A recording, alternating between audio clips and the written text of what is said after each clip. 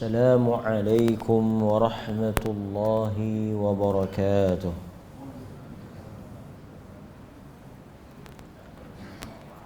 الحمد لله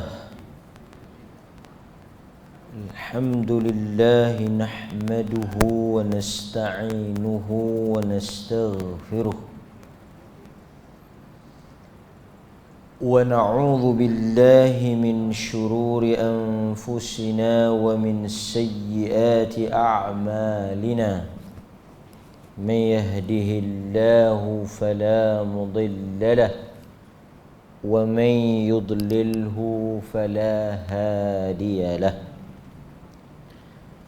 أشهد أن لا إله إلا الله وحده لا شريك له وأشهد أن محمدا عبده ورسوله.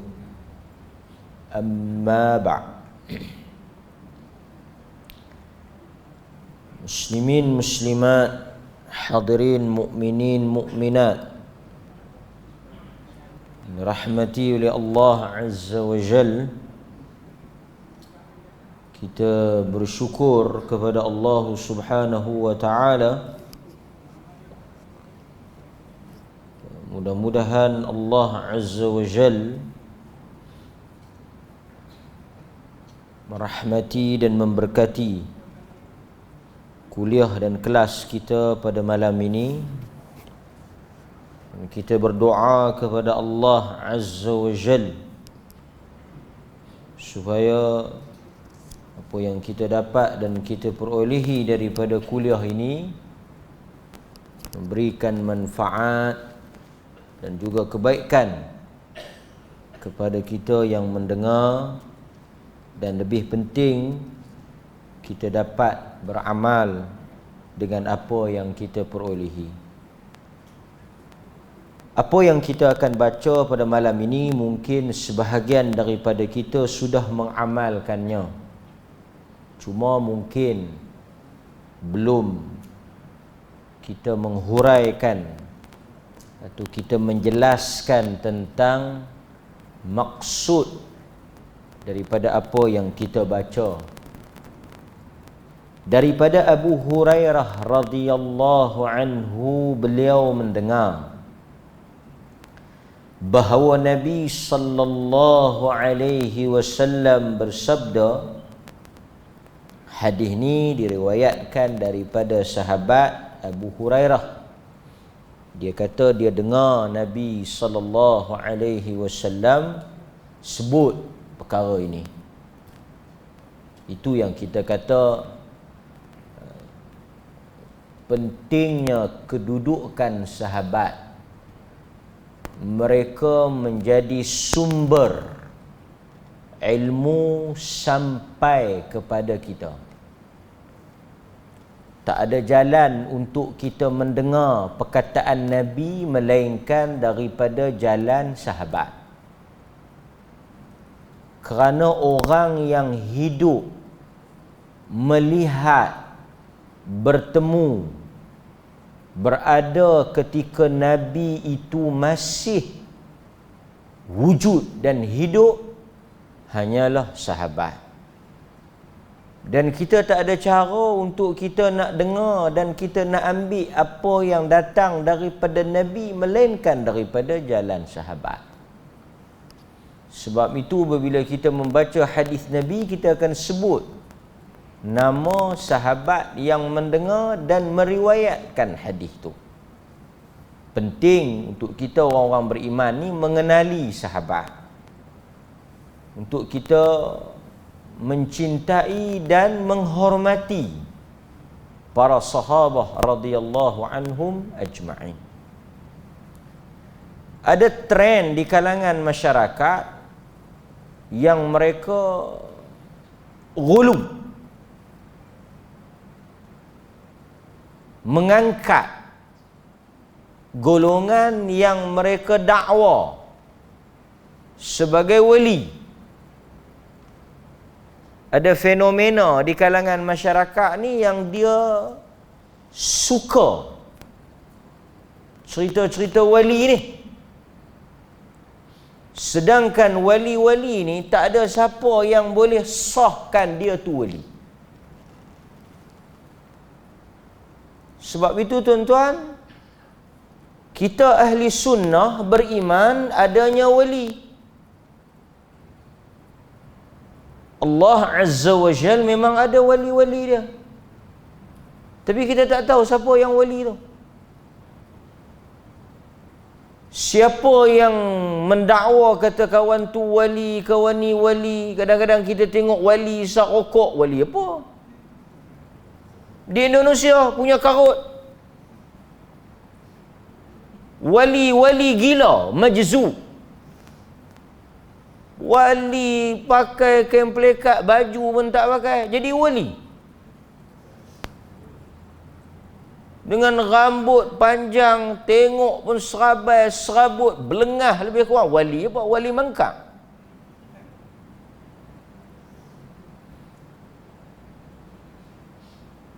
Dan mari dalam masyarakat kita, dia seolah-olah nak ajak masyarakat ni hulu. Ni, piduk kalut wali abdal, wali kutub, wali nu, wali ni. Wali nu pergi kubur wali ni, pergi kubur wali tu. Tak ada dalam ajaran Nabi. Nabi tak suruh kita pergi kubur-kubur wali, tak ada. Tak ada satu hadis Nabi suruh pergi ziarah kubur wali, tak ada. Dalam agama Nabi kata kamu disuruh bersusah payah untuk pergi ke 3 masjid.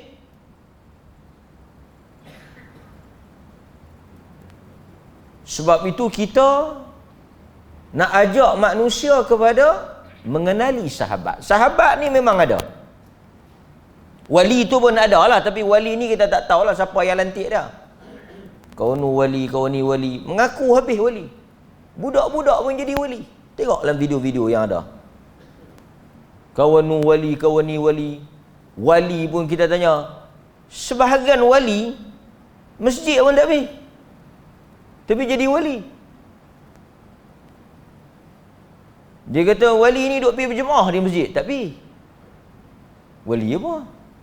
Sebesar-besar wali para sahabah radhiyallahu anhum ajma'in. Sebab itu kita kempen supaya orang kenal sahabat, cinta sahabat.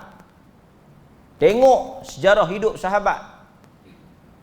Sahabat ni sejarah mereka, terjemah mereka, riwayat hidup mereka, nama mereka, susur galur mereka, lahir bila, wafat bila, semua direkodkan. Kita boleh tahu sahabat. Disebut di hujung nama dia radhiyallahu an. Bila dia masuk Islam, anak siapa, sejarah hidup dia, peperangan apa yang dia pergi, pengorbanan apa yang dia pergi, itu yang lebih utama, mengenali sahabat. Dan cara kita nak ikut sahabat ialah beramal dengan apa yang dibawa oleh sahabat, iaitu sunnah Nabi sallallahu alaihi wasallam. Jadi wali-wali ni tak sebelah lah. Orang lain kalut wali ni biar pergi. Kan? Kita sahabat dan Nabi sallallahu alaihi wasallam. Dia nak jadi wali tu cerita dia. Wali boleh terbang kot nu, wali boleh apa ni, semua tu urusan dia. Urusan dia. Yang kita pelik tu, di mana wali-wali ni ketika wali nu urus ni, wali nu urus ni, wali nu qamat ni, wali nu qamat ni. Wali ni pi mana masa gempa bumi Turki? Wali ni pi mana masa Johor banjir lah ni? Kita nak tanya juga, pi mana wali ni? Ini semua cerita tuan-tuan dibuat semata-mata untuk menarik manusia supaya mengangkat seseorang lebih pada apa yang sepatutnya. Wallahu ta'ala a'lam. Daripada Abu Hurairah radhiyallahu anhu, dia mendengar Nabi sallallahu alaihi wasallam bersabda, apa kata Nabi? Idza faragha ahadukum min at-tashahhudil akhir فليتعوذ بالله من 4 من عذاب جهنم ومن عذاب القبر wa min fitnatil mahya wa mamat wa min syarril masihid dajjal. Hadis yang diriwayatkan oleh al-Imam Muslim. Apabila salah seorang daripada kamu faragha, habis, selesai, minat tasyahudil akhir, dia membaca tasyahud akhir.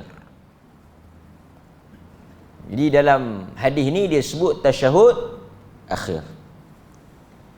Falyata'awwadh billah min arba', maka hendaklah, fa lam di situ ada fa, ada lam, maka hendaklah dia memohon perlindungan kepada Allah daripada 4 perkara. Maksudnya habis dia baca tasyahud tu sebelum dia bagi salam. Ini kita, sebab itu saya kata perkara ni sebahagian kita dah amal lah. Sebahagian kita memang duk amal perbuatan ni, iaitu sebelum dia bagi salam dia akan baca doa. Kemudian mungkin kadang-kadang huraian kepada doa tu, maksud apa yang terkandung dalam doa tu, kadang-kadang mungkin dia tak berapa nak mendalami. Sebab doa ni bila kita faham, baru dia mari roh dia, baru dia mari perasaan minta tu kan. Kalau kita baca saja, kita tak faham apa yang kita minta, mungkin dia tak datang zauq, perasaan tu, rasa tu, dia panggil zauq doa tu kan. Jadi dia kata apa? Dia kata hendaklah kamu berlindung, kata Nabi SAW, daripada 4 perkara. Yang pertama, min azabi jahannam, daripada azab api neraka. Ini perkara yang paling besar, seseorang itu selamat daripada api neraka. Sebab itu di dalam Al-Quran Allah Azza wa Jal sebut kejayaan yang benar, kejayaan yang betul-betul seseorang itu dianggap menang apabila dia selamat daripada api neraka. Quran kata apa? Kullu nafsin za'iqatul maut wa innama tuwaffawna ujurakum yawmal qiyamah. Setiap yang hidup pasti akan mati. Dalam minggu ni pun saya ingat tuan-tuan ada mendengar beberapa kematian yang berturut-turut. Bukan benda pelik kematian secara tiba-tiba ni. Kerana tak menjadi syarat seseorang itu nak mati, mesti ada sebab. Tak menjadi suatu kewajipan satu orang tu. Macam mana kawan tu boleh mati? Tak sakit pun. Itu bukan satu benda yang pelik. Kerana bukan syarat Tuhan nak bagi mati, mesti ada sebab. Banyak kematian yang tak ada sebab. Kemudian Quran kata wa innama tuwaffawna ujurakum yaumal qiyamah, dan dia akan dimatikan dengan pahala amalan yang dia buat pada hari kiamat, dia akan dapat. Kemudian Allah kata faman zuhziha 'anil nar. Ini hakikat kejayaan. Kita mungkin dalam hidup kita, dalam kehidupan kita, banyak benda kita dapat dan banyak benda kita berjaya. Dan kebanyakan benda kadang-kadang kita tak sangka kita boleh dapat. Mungkin diri kita, anak-anak kita, keluarga kita. Tapi Quran apabila dia sebut kejayaan, kemenangan, kerehatan, ketenangan yang paling besar, hakikatnya apabila seseorang itu faman zuhziha 'anil nar. Dalam tempoh cuti ni, ramai orang pergi bercuti, pergi berjalan. Itu tak ada masalah. Orang bertenang, berehat, menikmati kehidupan ini. Daripada kepenatan dan juga keserabutan dunia ni, kita pergi jalan, cuti. Ada sebahagian anak-anak dia berjaya, kongsi di Facebook dan sebagainya. Ini juga satu kenikmatan. Satu anugerah Allah. Tapi kita kena bertanya kepada diri kita, tuan-tuan, hakikat kepada kejayaan itu ialah Quran kata sesiapa yang selamat daripada api neraka. Kerana apa sahaja yang kita capai di dunia ini tidak menjamin untuk mesti kita selamat daripada neraka. Berapa ramai orang yang anak-anaknya mungkin harapannya tercapai. Impiannya pada anak-anak dia tu capai. Dia nak anak-anak dia tu berjaya. Tetapi berapa banyak kejayaan itu tidak membahagiakan dia sendiri. Sebab itu apa yang kita jangka, yang kita rancang, tak semestinya jadi macam yang kita harap. Berapa ramai orang yang dapat apa yang dia nak, tetapi sebaliknya apa yang dia harap tu tak macam hak dia dapat. Dia dapat tu dia harap, contoh macam ni lah. Saya bagi mudah ya tuan-tuan nak faham. Satu orang dia harap anak dia berjaya dengan harapan anak dia boleh bela dia. Kan? Tu saya nak habaq. Sesuatu yang kita tak boleh jamin. Mungkin semua anak-anak dia berjaya. Dengan harapan apa? Dia harap apa tadi? Anak-anak dia boleh bela dia balik lah. Tetapi sebaliknya, seorang pun tak jaga dia. Kita tanya dapat anak-anak berjaya? Berjaya, Alhamdulillah. Apa yang anda dapat? Tak dapat apa. Sebab itu, Quran kata, seseorang itu hanya berjaya, tenang, bahagia dan benar-benar meraih kemenangan yang hakiki apabila dia masuk ke dalam syurga dan Tuhan menyelamatkan dia daripada neraka. Yang tu confirm. Yang lain tuan-tuan tak tentu lagi macam kita harap. Sebab itu Quran kata faman zuhziha 'anil nar wa udkhilal jannah faqad faz wa mal hayatud dunya illa mata'. Ghurur, Quran kata. Sesiapa yang selamat daripada neraka dan dimasukkan ke dalam syurga, itulah sebenar-benar kejayaan. Dan kehidupan dunia hanyalah kehidupan yang kesenangan yang menipu. So tuan-tuan, matlamat akhir kita selamat daripada azab neraka. Itu satu. Kemudian Nabi sambung, wa min azabil qabr, daripada azab kubur.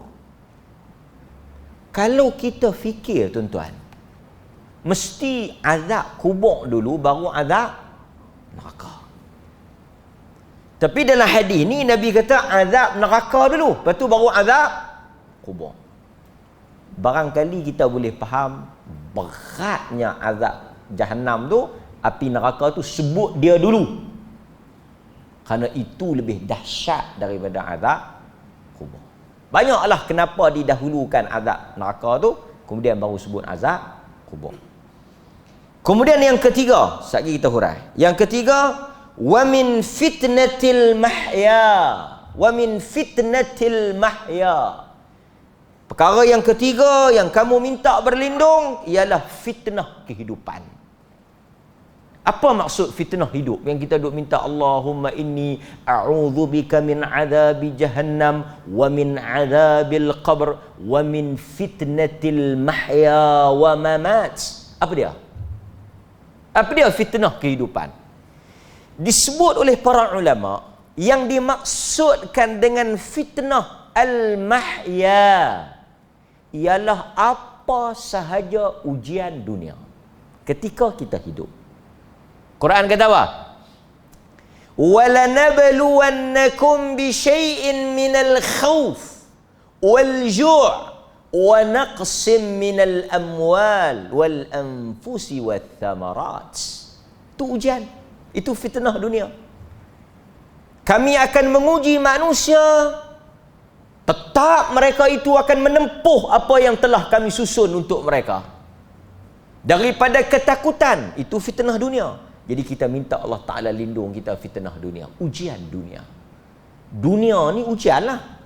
Yang ketiga, yang kedua apa dia? Wa min fitnatil, Quran kata walanabluwannakum bisyai'in minal khawf wal ju'. Lapar. Lapar ni tak semestinya ada duit. Tak ada duit, lapar. Ada duit pun lapar.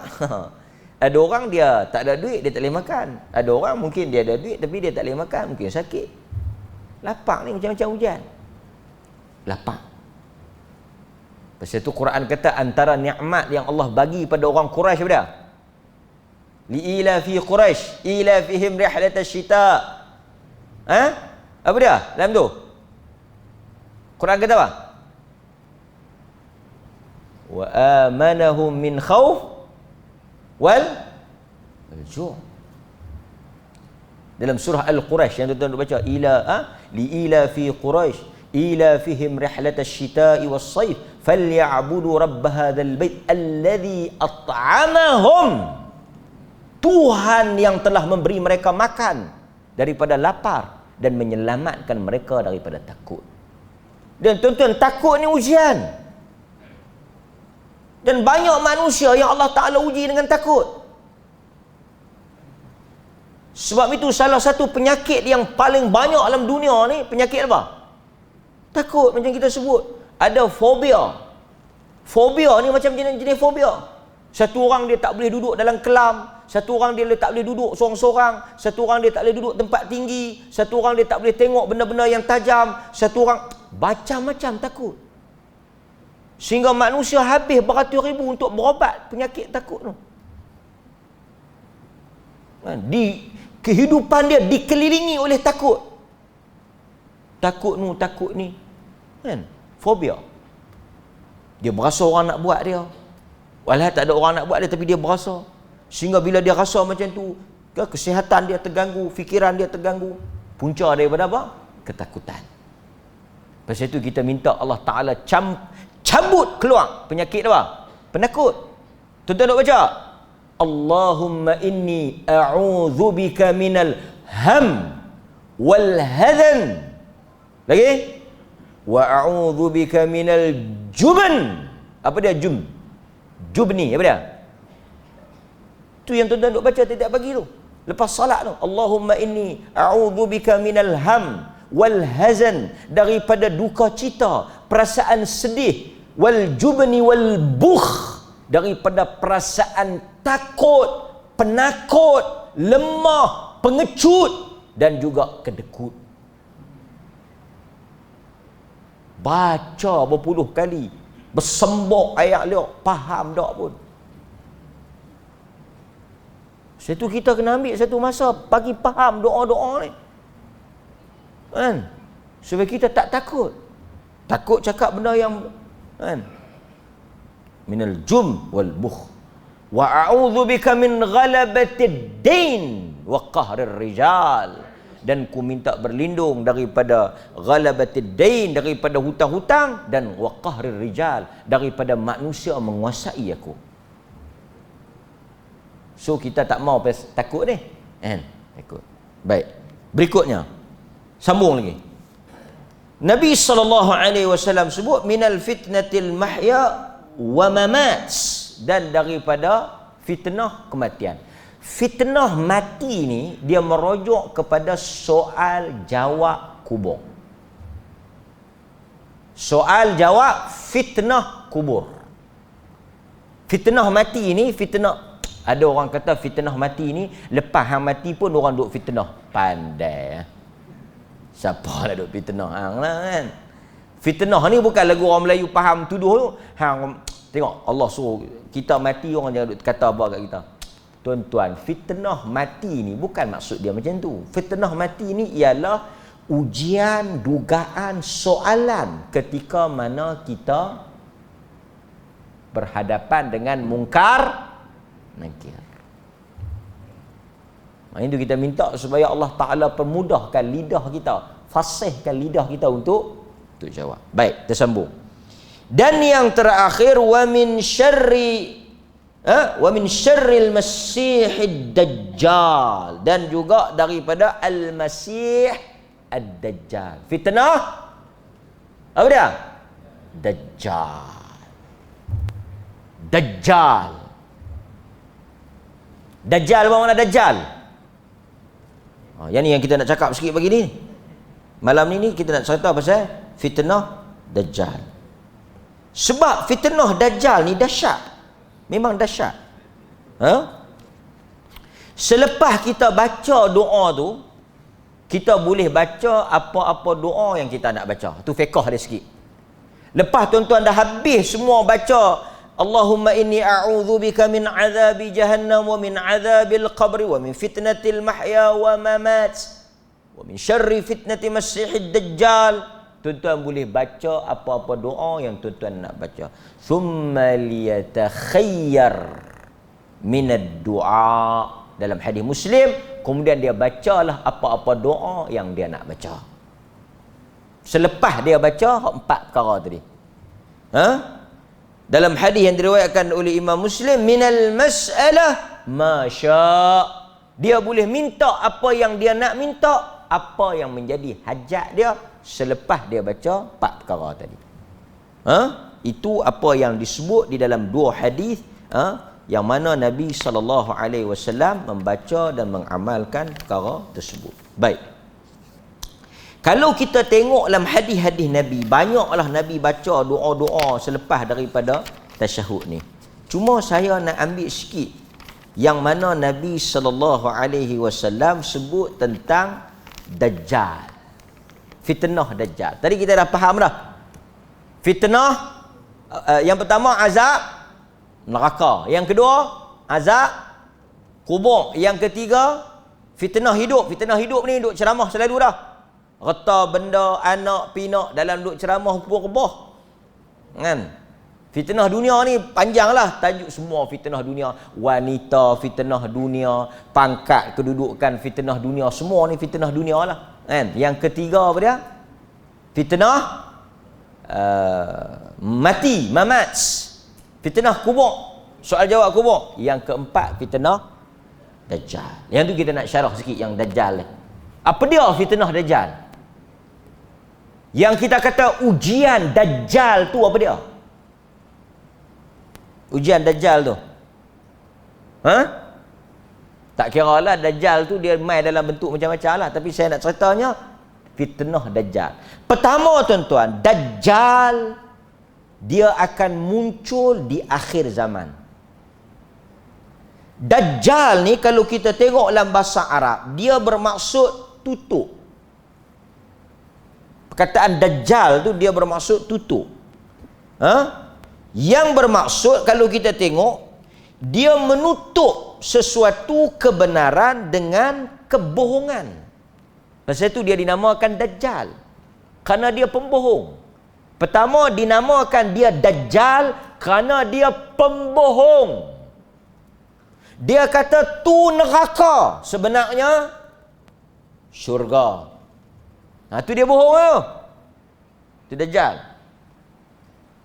Apa yang dia bawa itu semuanya pembohongan.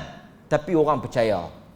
Sebab itu orang yang baca hadis palsu, buat hadis palsu, berbohong atas nama Nabi, dipanggil Dajjal.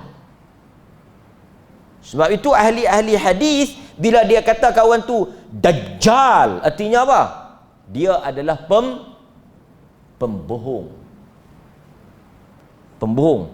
Kadang-kadang dalam tu tuan-tuan, sebahagian penceramah dalam dia duk ceramah tajuk Dajjal, dia sendiri pun macam Dajjal. Apa sebab? Dia pun baca hadis palsu. Yang baca hadis palsu, yang buat hadis palsu ni Dajjal. Jamak dia Dajajilah, Dajjalun. Pasal tu Nabi kata apa? Nabi kata akan datang kepada kamu zaman, ya'tikum zamanun, akan datang kepada kamu satu zaman, Dajjalun, Kadzabun. Dajjal, kadzab, yang mereka itu akan membaca hadis yang mana tak pernah kamu dengar dan tak pernah didengari oleh orang-orang sebelum kamu. Dajjal ni orang yang baca hadis palsu. Dajjal. Orang yang bawa berita-berita palsu ni Dajjal lah. Sebab itu kita tengok, tapi di utara ni dia panggil DJ. Tak tahulah sama ada dia merujuk kepada Dajjal tu, tapi DJ utara saya tak tahu. Tapi yang kalau hak kita bincang ni Dajjal. Dajjal. Dajjal. Baik. Panjanglah cerita dia. Okey. Pendekkan cerita, Dajjal ialah manusia. Dajjal ni orang. Tak payah duk penin. Ada yang kata Ultraman. Ini semua karut. Ada kata Ultraman, ada kata Nuni lah, Gaban lah, Power Rangers lah, apalah. Dajjal ialah manusia. Orang, lelaki. Dajjal ni lelaki. Dia orang. Sebab itu pernah muncul pada zaman Nabi satu orang lelaki yang sahabat kata dia Dajjal. Artinya apa? Bisa dengar? Yang sahabat kata dia Dajjal. Nabi pergi tengok. Tapi dia bukanlah. Tapi Nabi pergi tengok, artinya apa? Dajjal ni orang. Dia adalah orang. Dia orang. Man. Insan. Dia manusia. Yang mana di zaman Nabi ada satu orang yang dipanggil Ibnu Sayya. Ibnu Sayya. Satu orang Yahudi. Nabi pergi tengok dia. Nabi kata bukan. Ibnu Sayya. Baik. Dalam hadis-hadis Nabi disebut kata dia ni rambut dia kerinting. Rambut dia kerinting. Tu sifat dia lah. Siapa-siapa yang rambut kerinting tu tak ada masalah lah. Faham tak? Ini satu problem orang kita ni. Bila sebut sifat Dajjal, Dajjal ni keturunan Dajjal. Faham tak? Dajjal tu dia pertama dia orang, dia lelaki. Rambut dia kerinting. Serabai. Ini kan serabut. Mata dia buta sebelah. Mata dia buta sebelah. Di dahi dia tertulis perkataan kafir. Dia lelaki, rambut kerinting, mata buta sebelah. Mata apa? Tertulis di dahi dia kafir. Dia bercakap macam orang, dia orang. Kan? Seperti mana dalam hadis riwayat Imam Muslim, Ad-Dajjalu mamsuh al-ain maktubun baina ainih kafir. Dajjal itu matanya mamsuh, ni terpadam, tersapu, dia tak sebelah, tertulis di kedua-dua matanya, yakni di dahi dia kafir.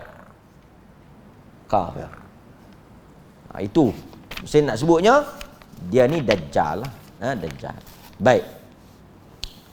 Okey. Kalau kita tengok adalah hadis yang lain. Diriwayatkan daripada Abdullah bin Umar. Dia kata Nabi SAW bersabda, kita kenal Dajjal sikit.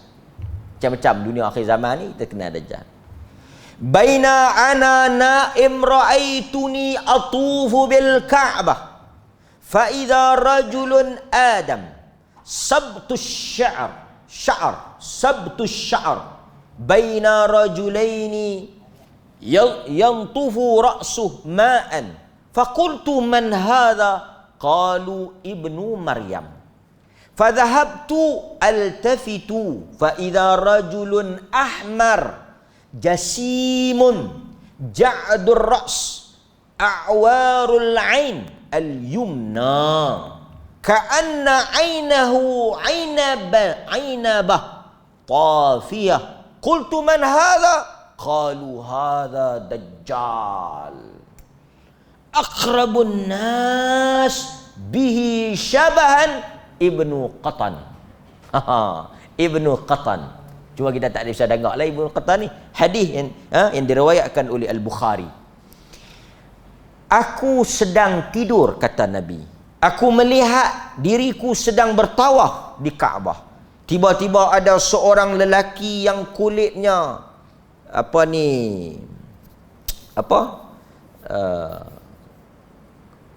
kekukuan, kuku lah. Berambut lurus. Kepalanya seperti menitiskan air. Aku tanya, siapa dia ni? Dia berkata, yang ni Isa anak Maryam. Kemudian aku melihat lagi seorang lelaki merah, kemerah-merahan, berbadan besar, berambut ja'dur ra's, ahmaru jasim, merah, badan dia besar, rambut dia kerinting, a'warul ain al-yumna, cacat, buta sebelah matanya, belah kanan. Tuan-tuan tak payah duk perhati siapa yang cemeh mata kanan ni. Bukan kerja kita. Satu lagi saya nak pesan, Nabi cerita tentang Dajjal, Nabi tak pernah suruh pergi duk cari DJ ni. Tak payah duk kalut. Keluar kot ni, tak mana dia, tak mana. Hidup dia semua Dajjal. Apa jadi semua Dajjal? Ni nak habaq Nabi cerita ni suruh kita lari, suruh kita berlindung, suruh kita minta jauh, bukan suruh kita pergi duk kalut sabuk cari ekspedisi menjejak pulau Dajjal. Tak mana nu Dajjal, tang segitiga Bermuda ke, di Jepun ke, tak mana pulau dia, kita kena pergi cari, kita kena cari, sebab Nabi kata dia sedang terikat di sebuah pulau. Dak yang hampa duk bersabuk kalut, kalau hampa jumpa hampa nak buat apa? Temu ramah, buat live TikTok, bertemu Dajjal. Apa khabar? Macam mana? Adakah anda Dajjal? Ya, saya lah. Apa dia satu kerja?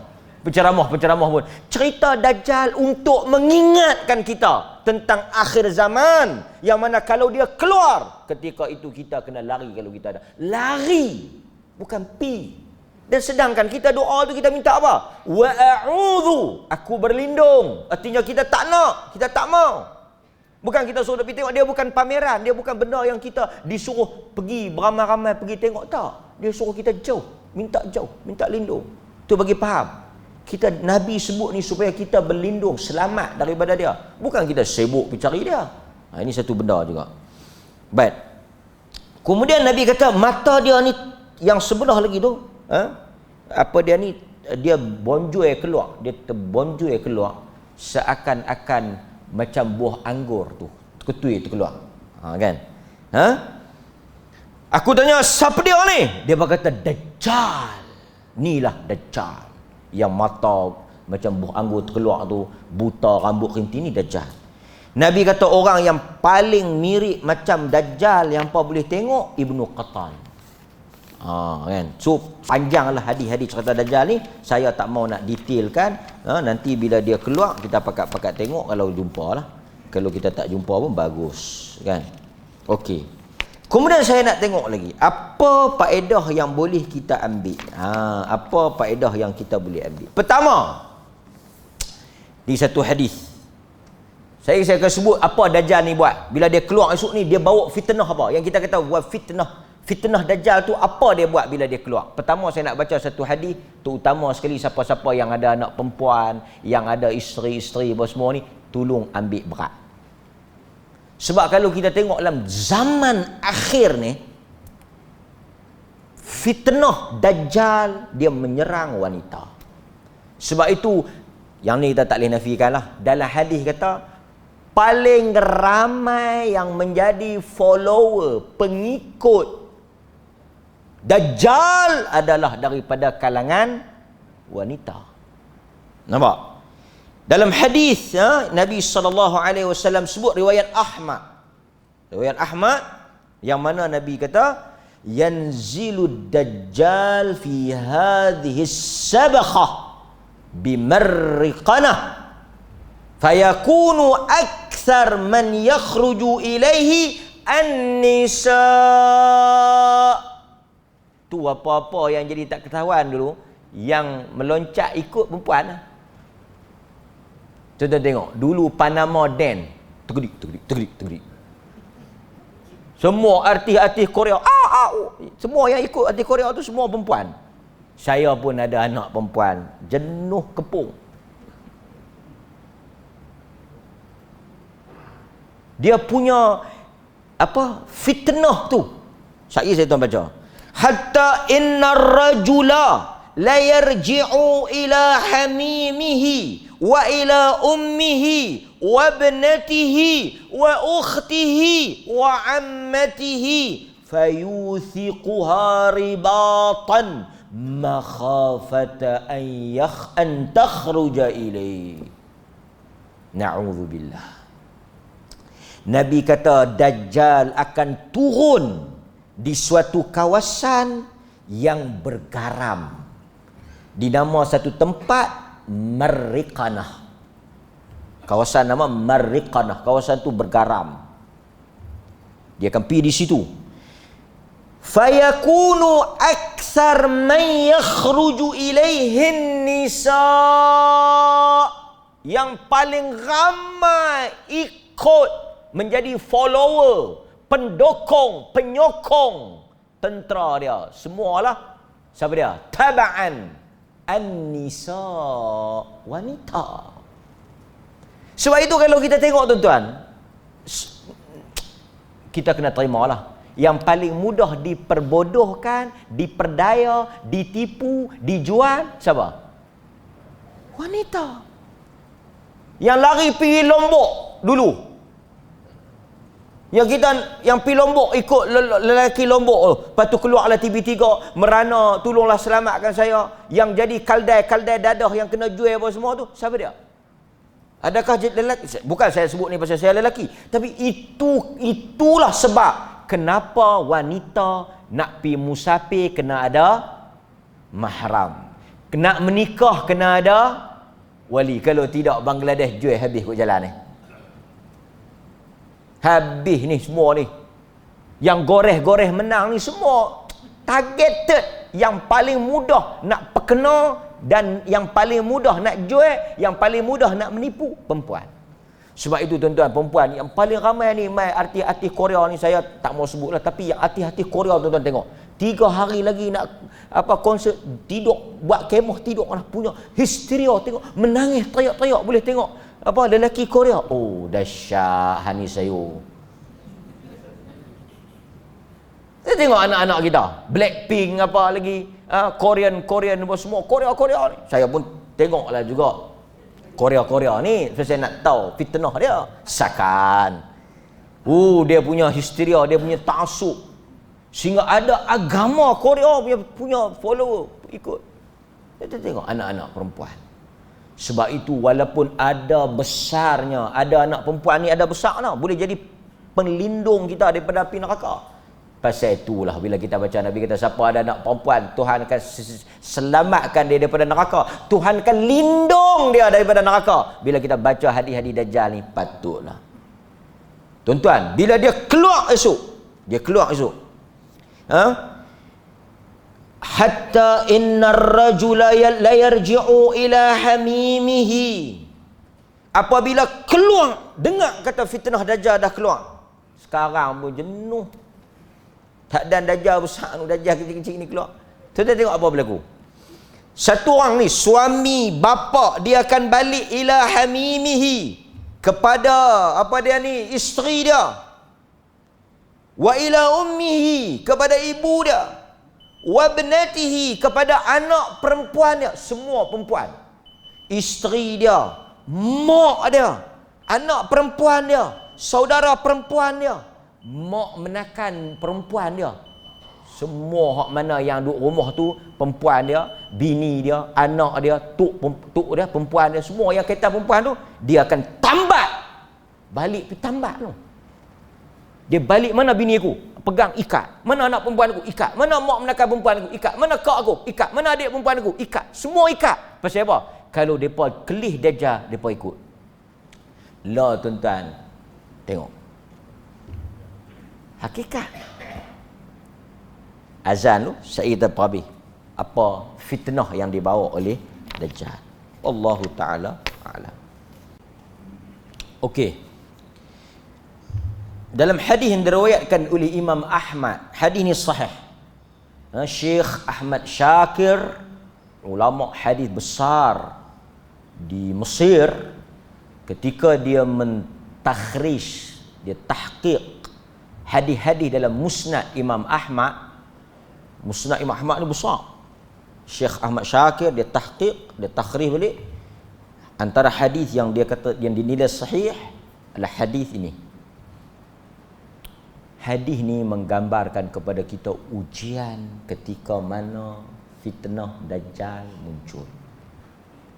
Dan kita tak nafikan sebelum keluarnya Dajjal yang besar itu ada fitnah-fitnah Dajjal yang kecil ini, yang juga membawa apa yang dibawa oleh Dajjal, iaitu menyesat dan menipu manusia. Maka sebab itu kita boleh faham kenapa wanita dipelihara kedudukan dia oleh Islam. Dia ada wali dia nak musafir macam saya sebut tadi. Apa-apa pun dia kena ada mahram dia kena ditemani oleh wali dia. Dan ganjaran yang besar bagi orang yang mendidik, mengasuh, mentarbiah anak-anak wanita dia. Kerana begitu mudah mereka tertewas, terpedaya dan terpengaruh dengan fitnah yang berlaku. Kan? Pasal itu sebaik-baik wanita, anak-anak wanita ni, kita Quran kata waqarna fi buyutikunna. Bagi saya, kalau anak-anak perempuan kita tak ada urusan dalam dunia akhir zaman, Quran bagi satu hint, satu isyarat, waqarna fi buyutikunna. Tetaplah mereka di rumah mereka. Kalau dia pergi belajar, itu urusan lain lah. Dia pergi kerja, dia pergi belajar. Tapi tak perlulah dia keluar bebas dalam dunia hari ini. Kita semua sayang anak kita, tapi jangan sayang itu merosakkan dia. Biarlah anak-anak itu menjadi hijab, pelindung di antara kita dengan neraka. Barangkali ibadat kita tak banyak, Quran kita tak banyak, sedekah kita tak banyak, tetapi ada saham besar yang kita miliki apabila kita mengasuh anak wanita kita menjadi wanita dan anak perempuan yang salihah, yang muti'ah, yang taat kepada Tuhan dan agama dia. Bukan senang. Pasal itu anak perempuan ni lagi mana satu orang bapa dia tak lafazkan akak dia. Tua, anak dia tua di bawah tanggungan dia.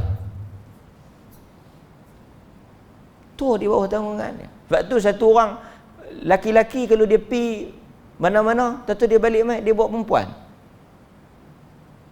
Siapa dia ni? Bini dia. Nak jumpa tahu mana? Jumpa di pasar malam. Bagus, alhamdulillah. Ni balik nak mai tunjuk kat apa. Tapi kalau satu orang perempuan berbalik dengan lelaki, dia tak boleh kahwin tanpa izin kita. Kita boleh, kalau dia pergi menikah tak mana-mana pun, kita boleh minta untuk untuk difarakkan, dipisahkan perkahwinan tersebut. Kerana wali, dia kena persetujuan wali. La nikah illa bi wali. Tak ada nikah, tak sah melainkan dengan wali. Pasal apa benda tu tak ada pada lelaki, ada pada wanita? Panjang. Kerana tabiat wanita itu, sifat pada wanita itu, emosinya, perasaannya. Saya juga ada ibu, ada isteri, ada anak. Kita tahu. Bukan kita menyebut kelemahan ini nak meletakkan martabat dia. Jangan duk cakap lah benda-benda. Tak. Ini nak abang kata, kenapa Islam, bahasa orang putih, pampered care. Kerana di sana ada kelemahan. Mangsa-mangsa scam. Walaupun kita tak nafikan laki pun banyak. Tapi kebanyakan mangsa scam ni, yang kena tipu, yang mudah terpedaya, yang ta'assub, wanita. Pasal itu kadang-kadang ada kes yang saya kata, suami kata apa? Dia mari habaq kata dia kena tipu. Saya kata, suami kata apa? Dia mari jumpa. Suami cakap apa? Saya tak bagi tahu suami saya. Tu punca. Tu punca dia. Itu sebab dia. Minta maaf, dia tak boleh tolong. Punca dia di situ. Kerana dia tak minta izin suami dia. Tak bincang dengan suami dia. Dia pergi buat kerja tu. Tak habaq suami dia. Suami dia tak tahu. Banyak benda. Sebab itu satu orang wanita bila dia berkahwin, dalam hidup dia tidak adalah lelaki lain melainkan suami dia. Itulah dunia akhirat dia. Awal akhir dia, hitam putih dia, dalam luar dia, suami itulah. Sehinggalah suami itu mati ataupun bercerai. Tapi demikian agama aja. Kalau dia nak taksub pun taksub suami dia. Tak apa, suami dia. Sampai kalau apa-apa pun, walaupun taklah, hukum taklah kata macam tu. Hukum taklah suruh sampai terah tu. Tapi kalau orang mai jual apa-apa pun, sama ada peneram dengan bahulu. Hang nak beli peneram ke bahulu? Hang tisat.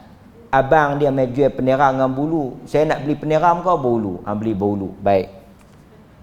Kita bukan nak suruh pergi tahap tu. Tetapi agama ajak. Agama nak suruh kata, suami dia, syurga dia. Bukanlah kita, taklah suami pun yang mana karut tu tak betul lah kan. Kita cakap yang betul. Maka harmonilah rumah tangga. Tuan-tuan, kalau tuan-tuan tengok sejarah orang cerai, saya pergi masuk bilik Ustaz Hafiz Abu Usman yang jaga bagian cerai. Borang nak sign sijil cerai. Kalau kita tengok, terkejut. Dia punya tebal. Cerai tak ada masalah. Tapi kadang-kadang kes-kes yang terlanjur umpamanya. Kita tak nafikan lah yang jantan ni pun sangkar ribut. Jahanam juga. Tapi tak mungkin satu orang boleh pergi menodai satu perempuan kalau perempuan tu kata tak mau. Melainkan dia akan jadi rogo lah. Masa kejadian tu hang buat macam mana? Dia ikat tangan saya, dia ikat kaki saya, dia rantai atas bawah, dia rogol saya. Tak apa, kita ambil tindakan. Ajak lagi ni. Mai duk pudia. Banyak kes ni, kita banyak kes. Mai. Nak kahwin lah, nak pesah nulah macam mana. Mai duk perut 7-8 bulan, mai perut 5-6 bulan, mai perut 3-4 bulan, macam-macam perut. Mana lagi yang? Mana mbak? Macam-macam kalau tuan-tuan tengok dalam kereta lah, tepi jalan lah, apa. Ada satu kes, dia pergi jahanam budak tu. Lepas tu mai nak kira bagi menikah, tak elok-elok beranak budak tu, dia pergi cerai budak tu. Oh dahsyat. Macam-macam. Kita akan tanya perempuan tu, pasal apa? Dia cinta kat saya, Ustaz. Dia janji sehidup semati. Hang tak fikir ke? Cinta, Ustaz. Ni siapa nak pesah? Tu kejadian-kejadian ni tuan-tuan. Bukan sehari dua. Pelama punya tajuk. Tapi dua ada. Apa buat di mana? Nak cerita. Awak yang hang boleh pergi duduk serah diri hang. Hang tak tahu kata benda ni macam ni. Tu kita doa tuan-tuan. Supaya Allah lindung anak isteri kita. Dia kata tak apa lah. Apa-apa jadi pun dia tanggungjawab. Ha ni? Mana dia? Sampai nak kena pergi cari pula, kan? Bawa gangster pula pergi cekok leher, hang tanggungjawab. Ini cerita betul. Kepung rumah, hang bertanggungjawab. Hang keluar mana? Tu jadi betul. Tak pasal. Apa tuan-tuan? Sebab itu dalam hadis ni wanita. Saya tengok yang pergi konsult berkinja perempuan. Anak-anak muslimah kita, anak-anak orang Islam kita. Sebab itu Nabi kata dia balik kepada isteri dia, kepada ibu dia, kepada anak wanita dia, kepada saudara perempuan dia. kepada ibu saudara, ammah. Ammi, ammun, bapa saudara. Ammah, mak saudara. Fayuthiquha ribatan. Dia pergi ikat. Mana? Ikat. Ambil ikat. Lu nak habaq takut tu. Makhafah. Kerana dia bimbang kalau mereka ini keluar, tengok Dajjal tu, ain takhruja ilai, pidu ikut dia. Apa fitnah yang Dajjal bawa ni? Macam-macam lah, kan? Antaranya, yang pertama dia, ni saya cerita juga pasal tu, tuan-tuan jangan duduk terpengaruh sangat dengan orang-orang yang boleh buat super power ni. Kan kalau tengok dalam ajaran Hindu ada Sai Baba lah, macam-macam ni, orang yang hebat ni boleh keluar api tangan, keluar ke mulut, apa semua macam-macam. Ada yang tanam, ada saya tengok di dokumentari dia buat orang-orang bagus. Dokumentari ni dia bongkar orang-orang agama yang diangkat menjadi Tuhan. Tapi sebelum dia diangkat menjadi Tuhan, disembah oleh pengikut dia akan buat benda-benda pelik. Ada yang dia korek tanah, kambuh dia, biar seminggu, video semua pasang, seminggu kau berapa lama tu, korek balik, tengok steady. Sebab itu agama dia tak tengok pada benda pelik, benda apa ni, benda-benda miracle, terkejut tergempak ni tak. Nampak? Tak ada. Macam-macam ni, keluar kot tangan emas pun ada. Keluar kot emas tangan. Lagi satu yang orang kita paling percaya ni, paling dungu apa dia? Sedungu-dungu manusia, orang yang percaya ada orang boleh tukar daun jadi duit.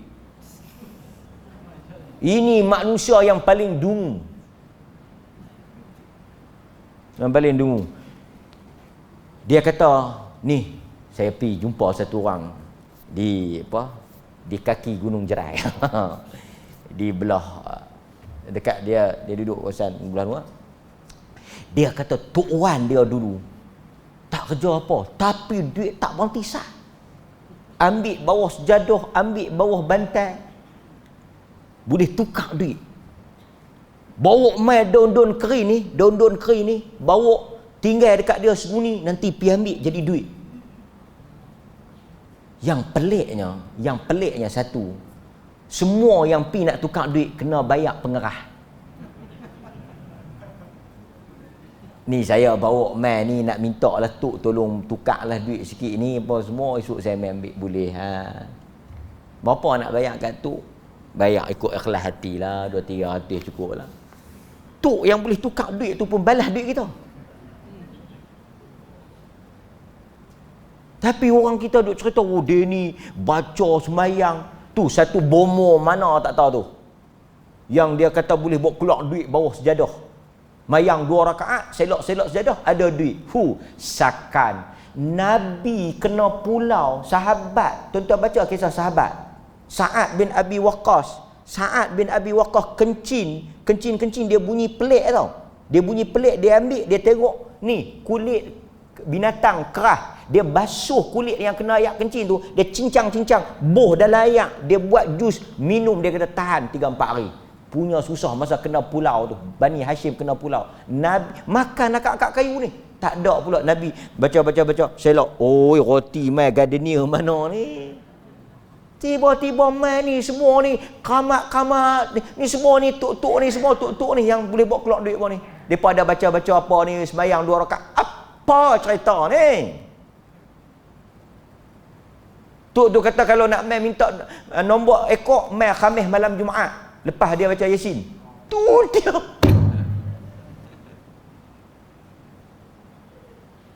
Pun ada orang percaya. Itu belum fitnah Dajjal. Sebab itu tuan-tuan, antara kehebatan Dajjal, dia boleh bergerak, berpindah-pindah daripada satu tempat. The whole world, seluruh alam ni dia sampai. Walaupun dia hanya ada masa lebih kurang 40 hari, tapi dia sampai habis satu dunia. Kecuali Makkah dan Madinah, dia tak boleh masuk.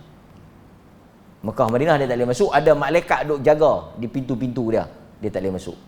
Dikatakan akan digoncang Madinah Bila goncang Madinah, keluar habis orang-orang yang munafik apa semua ni, keluar. Tapi dia tak boleh masuk. Mekah, Madinah dia tak boleh masuk. Depa ada video duk kalut hingat kata apa? Orang pakai luak pendek, keluar ketat di Mekah, Madinah. Ish tuan-tuan, ni apalah? Duk pelik. Abu Jahal duduk kangang lah. Abu Lahab duk seriak. Ni saya nak tanya, depa duk pelik hantar main video satu perempuan pakai seluar ketat. Lah ni duk kokok Masjidil Haram pun ada orang pakai, perempuan tak pakai tudung.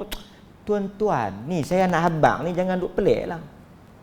Dulu bukan takat pakai seluar ketat, orang telanjang kok Kaabah tu tawaf telanjang. Saya nak ceritanya, kita pasal tu, apa maksud tanah haram? Orang siapa tanah haram pijak-pijak tu jadi kerah, jadi batu. Tu dia lah, masuk niat tak elok, niat jadi batu.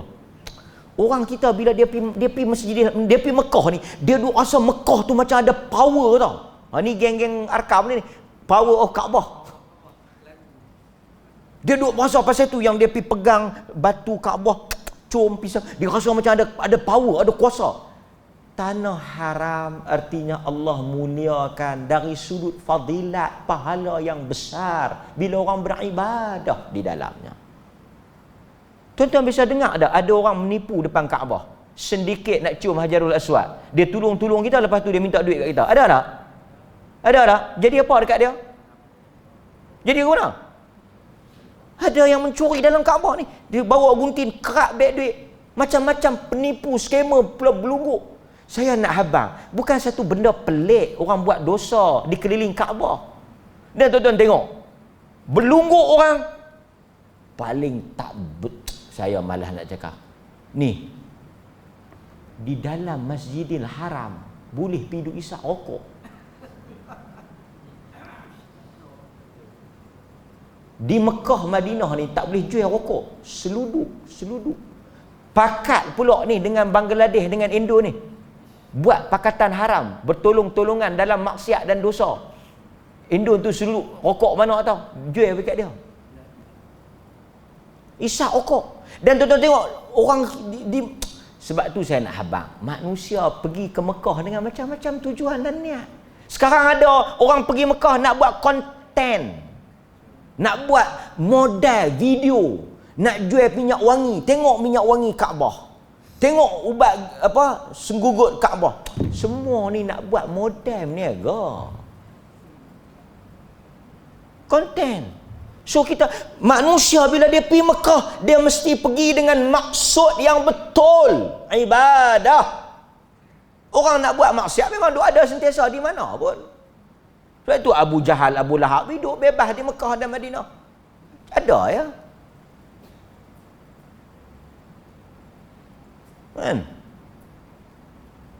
Sebab itu Mekah ni kita jangan faham kata bila tanah ini tanah berdaulat, tanah sumpah, tanah keramat. Anak bentan pijak muntah darah. Oh jangan duk faham lagu tu. Pasal itu yang sebahagian orang nak pergi Mekah takut tu. Takut nak pergi Mekah. Pergi Phuket tak takut pula. Mekah pergi kita nak buat taubat kalau kita ikhlas Allah Ta'ala. Dan ramai mana orang yang tuan-tuan tengok punya teruk di Malaysia pergi Mekah jadi apa-apa? Tak jadi apa. Tak jadi apa. Sebab itu kita jangan tengok dia balik Mekah tak jadi apa pun. Okey kot. Bukan syarat kena pergi, kena hukum. Pergi Mekah sakit, oh tu dia lah. Ada juga orang baik-baik pergi Mekah sakit dah. Di Malaysia pergi mayang 5 waktu, pergi Mekah masuk hospital. Teruk lah, apa? Tengok dia jadi fitnah lah. Ini semua cerita-cerita yang tak patut kita nak bagi orang pergi Mekah. Cerita elok-elok. Kan? Ya? Dia berkata Pak Arab menipu. Pak Arab menipu ni bukan sehari dua ni, lama dah Pak Arab menipu. Kan? Ha? Pakai saja jubah serban tapi menipu. Tu pakaian dia. Kan? So kita nak kena bagi beza. Pergi buat ibadat. Kan? Ha? Baik, hadirin. Yang pertama saya nak cerita tadi apa dia? Panjang untuk tajuk ni. Dajjal boleh berpindah dengan cepat. Pindah dari satu tempat ke satu tempat dia boleh pergi.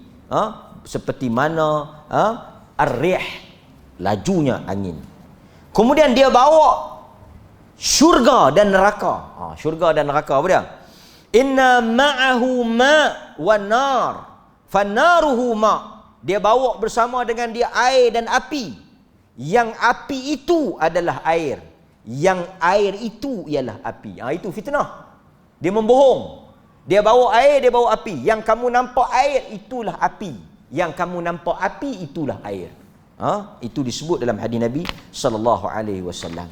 Kemudian Nabi kata, la ana a'lam bima ma'ad dajjal minhu ma'ahu nahran yajriyan. Nabi kata bersama dengan dajjal itu ada 2 sungai.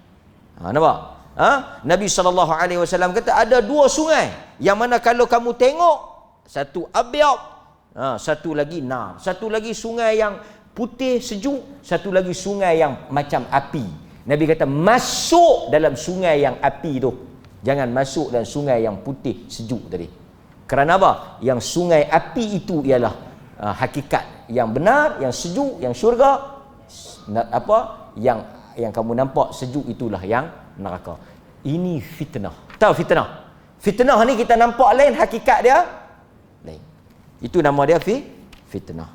Kemudian tuan-tuan, dia juga boleh menghidup dan mematikan orang. Itu dalam hadis yang banyak. Bahkan segala benda mati, haiwan akan dengar cakap Dajjal. Dia boleh panggil tu binatang mai. Dia boleh arah binatang ni. Tuan-tuan, kita duk tengok silat mata kok ni pun tali yang liok dah. Punya percaya, nganga tu dia. David Copperfield punya percaya, kan? Tengok Nabi kata, fayati 'alal qaum fayad'uuhum fayu'minuna bihi wa yastajibuna lahu fayamuru as-sama' fatumtir. Dia boleh suruh langit turun hujan, turun. Fatumbitu fataruhu alaihim sarihatuhum atwal ma kanat dhurra. Dan dia boleh menumbuhkan tumbuh-tumbuhan. Mai pegang harum manis tuan-tuan, bebuh, lebat, tak ada putik-putik terus buah. Nampak? Nampak? Kemudian dia boleh mengarahkan binatang-binatang ternak untuk taat dan patuh pada arahan dia. Itu apa yang Allah izinkan Dajjal untuk buat. Jadi banyaklah kalau kita nak sebut apa yang luar biasa yang dia boleh buat, yang dia boleh jadikan sebagai bukti dia Tuhan. Dia mengaku dia Tuhan, dia tunjuk turun hujan. Kawasan yang subur dia lalu mati. Kawasan yang kering kontang, kemarau, dia lalu subur. Dia sebut orang hidup boleh mati, orang mati boleh hidup. Binatang semua dengar cakap dia. Itu fitnah. Tuan-tuan, kalau tengok macam tu, tuan-tuan nak kata apa? Dajjal. Tuhan lah. Satu orang, saya tak tahu dia cerita betul tak betul, tapi satu orang, kita kalau hujan kita nak buat apa? Nak bagi berhenti. Hujan turun, kita nak bagi berhenti, kita buat apa? Nabi ajak kalau hujan nak berhenti, nak bagi hujan tu berhenti, pergi tempat lain, baca doa Allahumma hawalaina wala alaina. Kan panjanglah doa tu kan. Nabi tak ajak ambil kain pengantin balin atas bumbung. Katalah satu orang, dia cerita kat saya, hujan nak turun nampak kelam, kawan ni pi ambil kain baling pup atas bumbung, cerah. Keramat. Itu bukan keramat, itu sihir. Kerana Nabi tak buat cerita tu. Nabi baca doa, minta kat Tuhan. Apa kaitan kain balin naik? Tu pun ramai cium tangan, ramai wali. Itu belum lagi fitnah Dajjal. Pasal itu tuan-tuan, sebelum bagi salam, doa 4 benda. Allah pelihara kita daripada azab api neraka, azab kubur, fitnah hidup dan fitnah mati, soal jawab kubur kita lancar menjawab, dan yang lebih besar, Allah matikan kita sebelum terbitnya fitnah Dajjal. Ajak anak-anak kita doa ni. Kan? Mudah-mudahan kita semua dilindungi Allah Azza wa Jal daripada fitnah akhir zaman. Wassallallahu ala nabiyyina Muhammad wa ala alihi wa sahbihi wasallam. Walhamdulillahi rabbil alamin. Assalamualaikum warahmatullahi wabarakatuh.